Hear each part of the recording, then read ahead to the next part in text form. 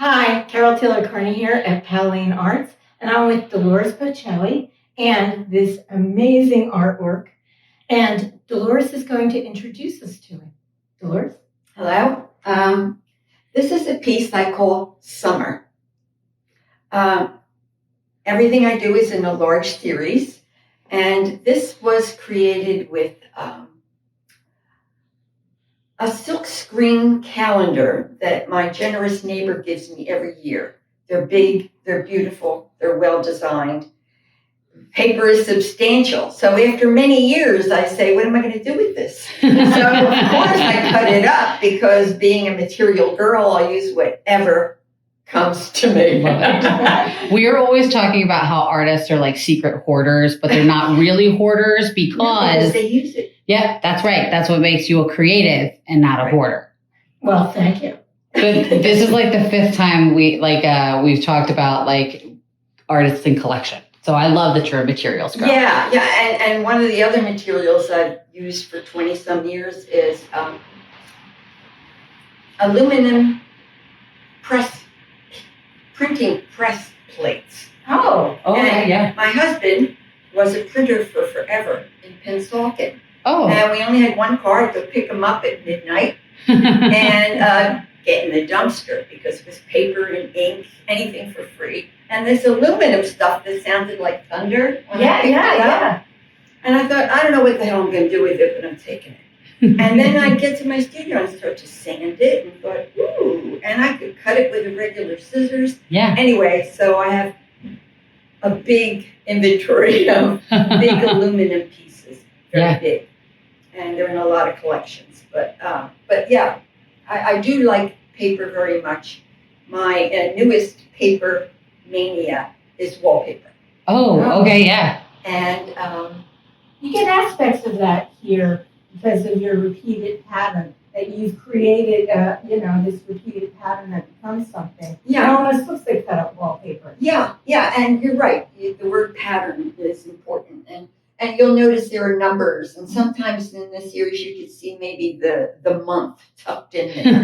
And usually I'll cover it over with oil sticks, which is oil paint and a big crayon. And it creates a texture. It picks up the edges of the cut paper. Yeah. So I try different things. Keep me out of trouble. Well, I noticed too that aside from these numbers, which are cut up, all of a sudden there's an inserted number here. Yeah, because I feel like, it needs something to break into that shape or this shape, which is part of it too, which is echoed. Yeah, so, and it's connected here to start to, and your composition goes around, and which is why that little piece is important. I like how you also there's a strong monochromatic because of the black and the white, but then the pop of color adds a real energy and brightness, which I think a lot of people associate with summer. And also titles. Titles are always important to me.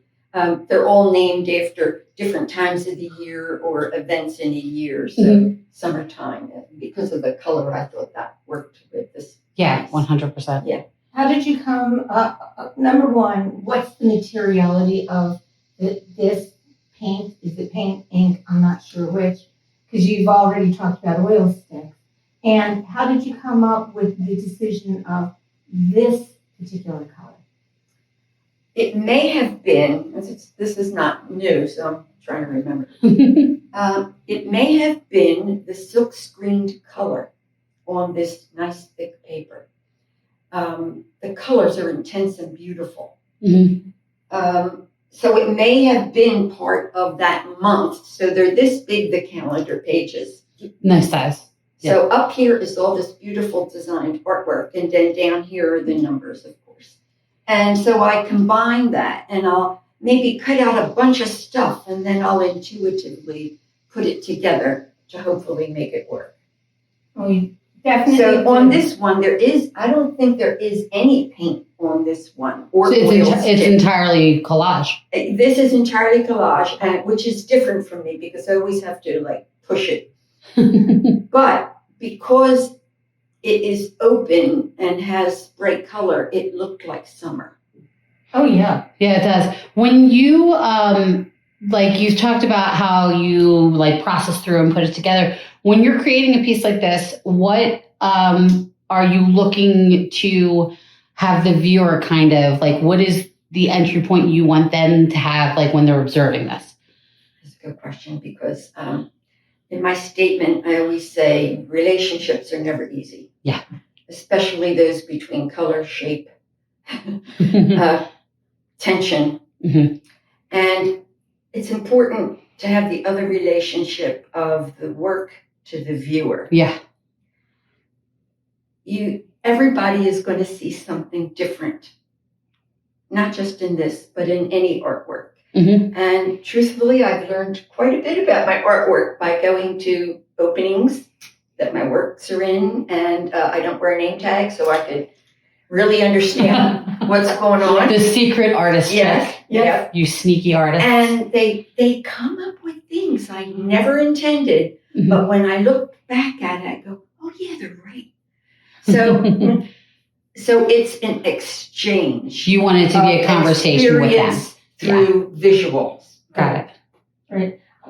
You're saying that, and I often do that. And one of the things that I like to do is see where people stand in relationship to the piece. Are they far away? Are they close up? Or are they to the right? Or are they to the left? You know, you can Yes. tell a lot about how successful your composition is. If you're connecting. Yeah. Yeah, you're so right. You're so right. Yeah. I mean, we're trained not to touch the work, not to get too close. You go to a museum, there's a bar up.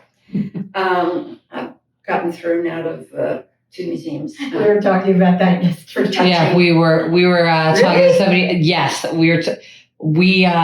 I thought my mom's best friend was going to get thrown out of the Philadelphia Art Museum for touching a large sculpture there. And she said, oh no, what if security escorts her out? And I said, if security escorts her out, she deserves it. This is true. But you know, I'm a tactile person. Yeah. We got to introduce you to Ruth because she would co-sign everything you're saying right now. She'd be like, Well, she says, art. She says to the guard, she goes, it begs to be touched. It does. Some things just do. Yeah. And I like to kind of get up close and then I'll do this at the museum I'll do that to too. see if the person glued something on there or the texture. Yeah. You know. I think that's something that artists do is we walk away and see what it looks like from a distance, and then we observe it as we move up, and then we want to know what it's made of. Exactly. And how did the sucker do it? Well, and also, like, there's an element of you have to view it from multiple perspectives because if not, how are you to find the little surprises that you didn't expect in the piece? Exactly. So, which is always one of my favorite things about art. Yeah, that's the give and take. Yeah. Well, I'm going to say, please come between June 2nd and August 7th to be surprised by Dolores's beautiful, wonderful And you summertime can get artwork. up close, I give you permission. Thank you so much for doing this. Oh, thank you.